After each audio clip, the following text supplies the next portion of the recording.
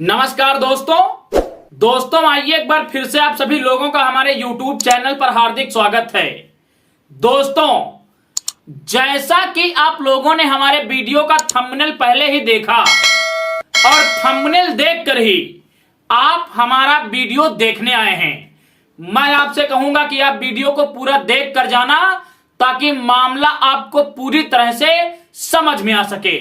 दोस्तों, जब भी हमारे सामने विषम परिस्थितियां हो तो उन परिस्थितियों से हमें घबराना नहीं चाहिए, बल्कि हिम्मत जुटाकर उनके सामने खड़ा होना चाहिए और उनके निस्तारण के बारे में सोचना चाहिए।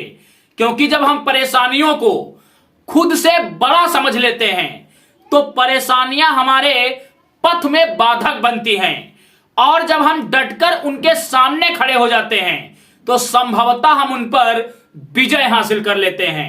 दोस्तों, ये जो दौर चल रहा है, ये दौर बहुजन समाज पार्टी के लिए सबसे बुरा है, और इस बात को बीएसपी सुप्रीमो मायावती जी भी अब स्वीकार कर चुकी हैं। दोस्तों, बसपा के बहुत से कार्यकर्ता भी अब निराश हो चुके हैं।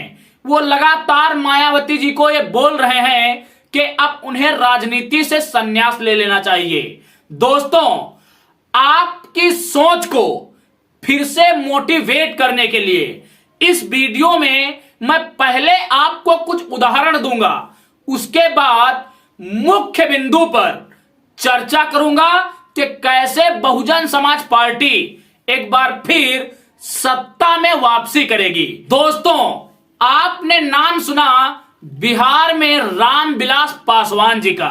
दोस्तों, एक वक्त था 2005 में उनकी पार्टी ने विधानसभा चुनाव के अंदर अपने करियर का सर्वश्रेष्ठ प्रदर्शन किया और अकेले दम पर उन्होंने 29 विधानसभाओं पर जीत हासिल की। 2005 के बाद लगातार रामविलास पासवान जी की पार्टी गर्त की ओर जा रही थी। बिहार में जो रामविलास पासवान जी के समर्थक थे वो कह रहे थे कि पार्टी अब पूरी तरह से ध्वस्त हो चुकी है और ये अपने अंतिम क्षणों की ओर है। दोस्तों, रामविलास पासवान जी ने बिहार की परिस्थितियों को भांपा और उन्होंने बीजेपी से गठबंधन कर लिया।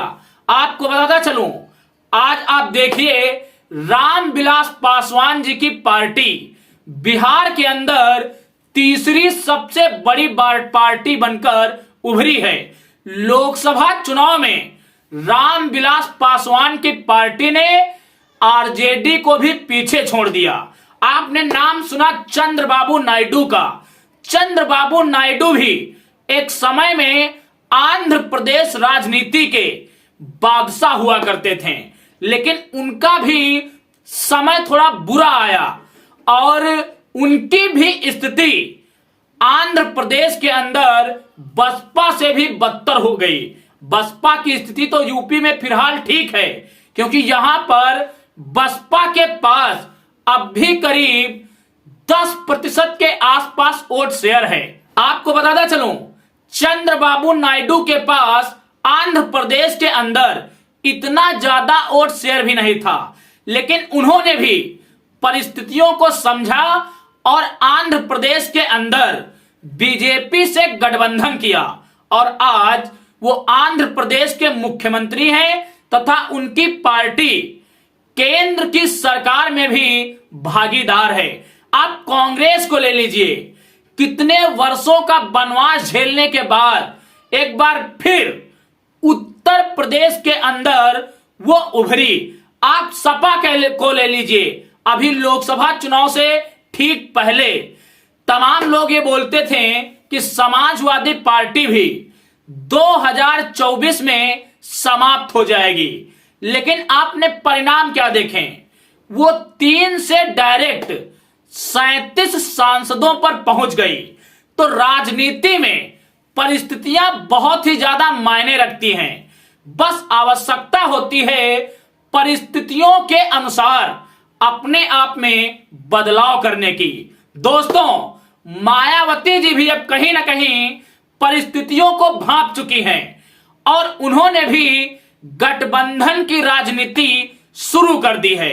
दोस्तों, वो बीजेपी के साथ चुनाव से पहले तो जाने वाले नहीं हैं, क्योंकि उनको भी पता है अगर वो बीजेपी से समझौता करती हैं तो उनका जो 10% के आसपास का वोट शेयर है उसमें से करीब 3 से 4% वोट शेयर उनका साथ छोड़ देगा। ऐसे में मायावती जी ने यह डिसाइड किया कि वो पूरे देश के अंदर सभी राज्यों में छोटे छोटे दलों से गठजोड़ कर थर्ड फ्रंट का निर्माण करेंगी और इसका शुभारंभ वो हरियाणा के अंदर से कर भी चुकी हैं। लोग उनकी सक्रियता को लेकर भी सवाल उठाते थे, तो अब मायावती जी पूरे जोर शोर के साथ देश के हर छोटे बड़े मुद्दे पर बेबाकी के साथ अपने विचारों को रख रही हैं। लोगों की यह शिकायत थी कि मायावती जी पार्टी नेतृत्व में बदलाव नहीं कर रही हैं। उनकी मांग थी कि आज के समय में बसपा के अंदर एक युवा नेतृत्व की जरूरत है। मायावती जी ने लोगों की इस बात की ओर भी ध्यान दिया और उन्होंने पार्टी की कमान आकाश आनंद के हाथों में सौंप दी। दोस्तों, इसके अतिरिक्त भी इस देश की आवाम के मायावती जी से बड़े सवाल हैं। दोस्तों, अभी 2012 के बाद जितने भी चुनाव हुए उन सभी चुनावों में मायावती जी ने मुस्लिम और सवर्ण उम्मीदवारों पर दांव खेला और इन्हीं लोगों को सबसे ज्यादा हिस्सेदारी दी। आपको बताता चलूं, मुस्लिम और सवर्ण समाज बसपा के प्रतिनिधित्व का हकदार नहीं है, क्योंकि यूपी में 28 टिकट देने के बाद भी मुस्लिम समाज बसपा के साथ नहीं आया। तो आप सोचिए वो किन परिस्थितियों में आपके साथ आएगा। दोस्तों, मुस्लिम इंडिया गठबंधन की ओर अब 100% अपना रुख कर चुका है। कुछ हैं सिद्धांतवादी लोग जो अभी भी बसपा के साथ खड़े हुए हैं और इस देश का पिछड़ा खासकर समाजवादी पार्टी की ओर देख रहा है, क्योंकि समाजवादी पार्टी पिछड़ों की राजनीति करती है और इस देश का सवर्ण भाजपा को छोड़कर कहीं जाने वाला नहीं है। अब बचा दलित। दोस्तों, दलित इस समय बसपा के लचर प्रदर्शन को देखते हुए इधर उधर भाग रहा है और कहीं पर भी उसको उचित सम्मान नहीं मिल रहा है।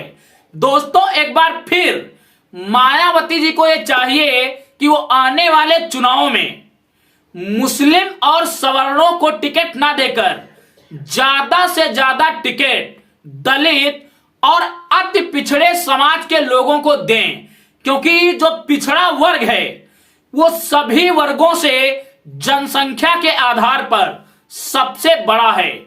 पिछड़े समाज में जो अति पिछड़े लोग हैं वो हमेशा ही पिछड़े समाज की ऊंची जातियों से परेशान रहे हैं, क्योंकि आधिकारिक रूप से पिछड़े वर्ग की उच्च जातियों ने अति पिछड़े समाज के हकों का हनन किया है। सत्ता में रहते हुए इन्होंने अति पिछड़े समाज का हिस्सा मारा है। दोस्तों, आज बीएसपी सुप्रीमो मायावती जी को इस देश के अंदर जोर शोर से अति पिछड़ों को पिछड़ों के आरक्षण में हिस्सेदारी मिले, इसके लिए आवाज उठानी चाहिए। दोस्तों, जैसे भारत के 11 राज्यों में पिछड़ी जातियों का उपवर्गीकरण हुआ और उसी 27% आरक्षण में अति पिछड़े समाज की भी हिस्सेदारी निर्धारित की गई, जिससे अति पिछड़े समाज को उन्नति के रास्ते मिले। दोस्तों, सपा पिछड़े आरक्षण के बंटवारे को लेकर कभी तैयार नहीं होगी और बीजेपी में भी ये जो मामले हैं ठंडे बस्ते में पड़े हैं। ऐसे में दोस्तों बहुजन समाज पार्टी को रोहिणी आयोग और काका कालेलकर आयोग पर जमकर चर्चा करनी चाहिए और सरकार से निरंतर यह मांग करनी चाहिए कि इन आयोगों को उत्तर प्रदेश के अंदर भी लागू किया जाए, जिससे अति पिछड़े समाज के जो लोग हैं उनकी उन्नति के रास्ते प्रशस्त हो चुके हैं। आपको बताता चलूं, इस देश के अंदर अति पिछड़े समाज के लोग किसी ऐसे विकल्प की तलाश में हैं जो उनके हितों की बात कर सके, जो इस देश के अंदर उनके विकास के लिए उचित कदम उठा सके। सपा, भाजपा और कांग्रेस सभी दलों ने इस देश के अंदर अति पिछड़े वर्ग की उपेक्षा की है। अगर ऐसे में मायावती जी अति पिछड़े समाज के लोगों की मुखर आवाज बनती हैं तो आने वाले चुनावों में दलित और अति पिछड़ा समाज मिलकर बसपा को एक मजबूत स्थिति प्रदान कर सकता है। बाकी दोस्तों, इस वीडियो में आपके क्या विचार हैं, कमेंट्स में आप अपनी प्रतिक्रिया जरूर देना।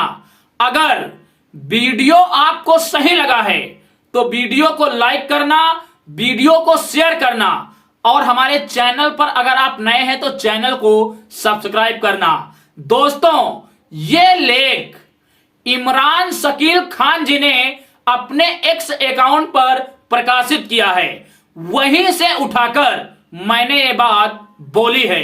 इस वीडियो में इतना ही, मिलेंगे एक अगले वीडियो में एक अगले मुद्दे के साथ। तब तक के लिए आप सभी को मेरा सादर जय भीम, जय भारत, जय संविधान।